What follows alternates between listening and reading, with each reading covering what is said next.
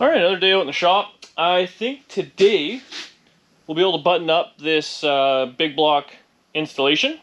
So we're going to do the headers, which I have the stuff for. We're going to massage the oil pan. I'll probably end up chopping a little bit out, welding it. I'm going to try and do it while it's in the car. Before we do that, we're going to put in this universal cross member. I got my mount. So I'll put that all together. See how I want to mount it. It should be very simple because the transmission is centered and at the right height and all that. So I shouldn't have too many issues. Believe it or not, Mer's coming over, so you might see him in the background because he wanted to polish this thing and I'm going to put him to work.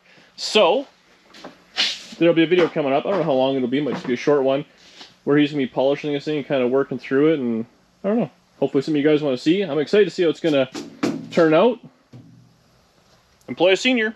Alright, I'm going to get dialed together underneath this thing. We'll get it kind of mostly together and I'll just show you what I'm going to do and then I'll weld it all together. Deal. Alright, we got a lot going on. Mer's here actually polishing, so that'll be an upcoming video you guys get to see. That'll be pretty slick. Underneath, I'm working on the other side. Got back into the door. I got the come on my shirt. I got the transmission in-ish. So I got my bar across. I ended up modifying the mount just a little bit, but if I had my angle finder, I'd show you. But it's used to 3 degrees down, so it should be fine. And we're on that. So now Mer's here. We're gonna work our way ahead. So you can turn the steering wheel. We'll see if I have clearance on this oil pan. I think I showed this before, but we're very, very close. So I'm thinking I'll probably end up slicing this, folding it back, and then re-welding it, but we'll just see. Well, we got Merman on the steering wheel. So cranker one way or the other. Hits the other way. And hits. Alright. You see oil pan? Yeah. Go all the way over again. Yeah, keep going. Yeah, so it's... She makes contact. Just by that much? Think I should have smashed it with a hammer, or you think I should cut it and weld it? Well, how much do you get to play with? 4. Well, how much more do you think it's going to turn, like before we're at the full lock? Like if you're only got a little bit, get a round piece of wood, you know, and like a broom handle, and smack her with a hammer if you can make a little bit of a clearance in there. Yeah, I'll get a ball peen. Okay, so we counted the turns, and there's no way this is going to work out at all. I put the starter on to see what we're going to be running into exhaust-wise. So the exhaust is going to want to hit the steering, so we got to take a hard back, which won't be terrible because I got to cut off here, put a collector on, so it has to kind of do one of these shapes, which I did get the mini starter on purpose. So we should be okay. What I'm going to do here, I'm going to try and cut this off while it's on the car and gently clean out all the metal I'm putting in there. Just chop it out until it fits back and forth. Then I can tack weld in my patch panel, and then I can pull the oil pan off and clean it all up and finish weld it and put some seal all and all those things on it. Or do it all in the car. We'll see what happens.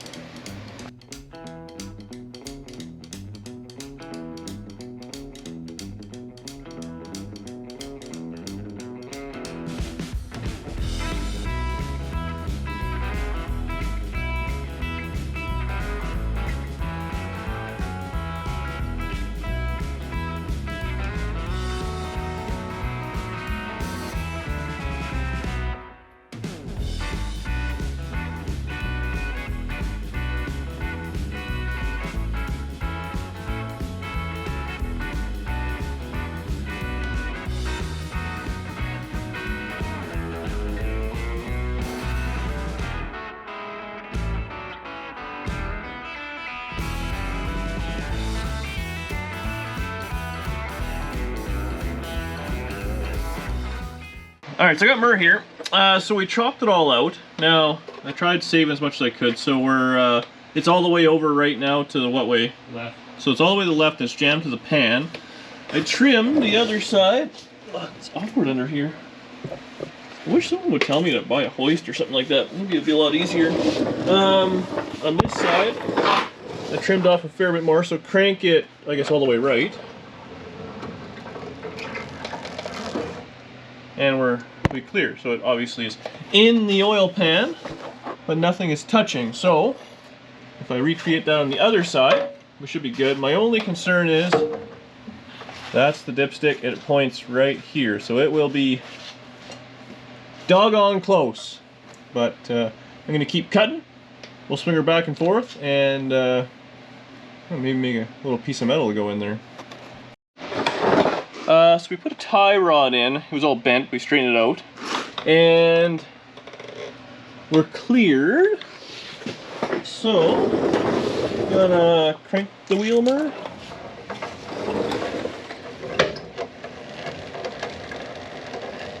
Well, we got side to side. So we're golden. I put the dipstick in there, so it just barely will make it. Enough to make sure there's oil in it. So now, I'll start trimming up some pieces. I'll just kind of give it a couple of tacks, put it together, make sure it fits, and then we'll take it all apart and weld it at some point. But that's good. You know, they sell a pan, I was looking online, Moroso. They're $400 or $500 American, so it's about $700 by the time I get it here. So this oil pan was free, so I might as well mangle it.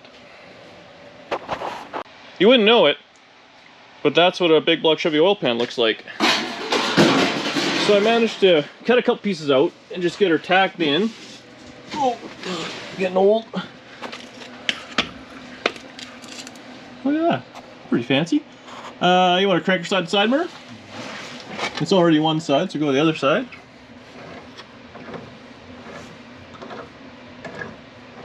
Look at that. Put my whole hand all the way around it. 19 turns later. Yeah, that's all it's got, and I can still fit all the way around. So, I don't know. Murr thinks I should just weld it on there and be to hell with all the dirt in there, right? But I'm thinking that's not the smart thing, not the responsible thing, but we'll see. Oh, I also got these new glasses. You guys are giving me a hard time about tack welding and stuff. Check this out. They're auto darkening. Amazon, they were like $30. I'll let you know if they're good. But that's where I'm leaving it for right now. I'm gonna make Murr work a little bit more, but I'm gonna go up supper and I'll come out and do the headers. Fun night. Okay, back at her. A little supper. So, what are we doing? The header. So as you can see, it points straight down, which is going to go right into the steering. So I think what I'm going to do, because I got to change flanges, like I said, I got this other flange I got to weld on. Before I do that, I'm going to pie cut this side of it and bend it back, or tilt it back, whatever you want to call it, until it's kind of facing, we have all this room here between the starter and the frame rail. So it's going to be a zillion on, off, on, off, on, off. Well, unless I fluke it the first time, but I probably won't. So I'm going to mark it, I'm going to take it off, I'm going to cut it, I'm going to fold it where I think it should be, and I'll bring it back to kind of show. It's not going to look pretty, unfortunately, there's nice ceramic coated headers and all that, but they're not going to work for my application with what I'm trying to accomplish, as is. And they got to be copped up anyways for those different flanges, so might as well make it easier for myself when it comes to the actual exhaust. Because once I get it pointed just a little bit that way, I got lots of room and it'll be no big deal. Less of a big deal. It's a big deal. Well, that is what we ended up with. So, it was a little ugly in some spots, but I welded on the inside too. So we got a pretty good thing. So I ended up cranking her back, weld on the other flange. Do this one-handed. Line this up. So that's kind of what it's going to be. You can see he's pointing straight back, well, as back as it'll be. So that one, I'm going to say is done. Oh, still hot. A little ugly at the bottom. What are you going to do? I was grinding off that coating. It really didn't, the weld did not like that coating. This side, unfortunately, is going to be way more of a pain because, well, maybe it'll come out through the bottom. I had to have the motor lifted to get this one in and out. So I'm gonna put the other one on, bolt it on, be done with it. And I'll start screwing out this one. I think I'll time lapse this one a little bit. I don't think, it's so hard to see. This one needs to kind of just go straight back, so it should be a fair bit easier. It does have the oil filter I gotta worry about, but this one should be easier to fabricate, but harder to get in and out. Story of my life. So I'll get that one in, I'll get that one off, and we'll get after it.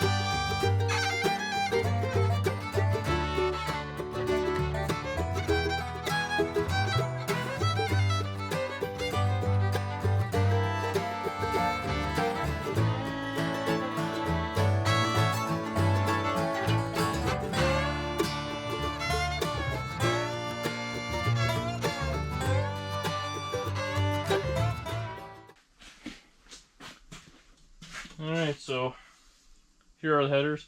The only advantage to wintertime is when you're done welding, you can dump stuff in the snow, so you can touch it. So, I mean, a lot of ugliness, you know, you chop it all back. Putting on the new flange, again, because we're so close to the pipes, I kind of tried a few times until I was happy. I think I'm going to be able to have two, the bolts going down, and one's going to be coming up and have a nut on the top, just to make it fit. We got a new flange. The header actually does fit from underneath. A little bit of jockeying. Take it on and off 15 times and you get, I had to quit at it. How did I do it? There we go. So, we're getting there. The headers fit. That's the tough part. Well, in my mind anyways. Got that. Gasket. There we go. Get a few bolts. Bolt this sucker in. Make sure it's good. So I'll do that, then I'll show you where the collectors ended up. Well, it's all together. I realize It doesn't really look any different than it was, but this was a pile of work. Now, this episode could have been solved with money. If you got lots of money or whatever it may be, you know, time is more valuable.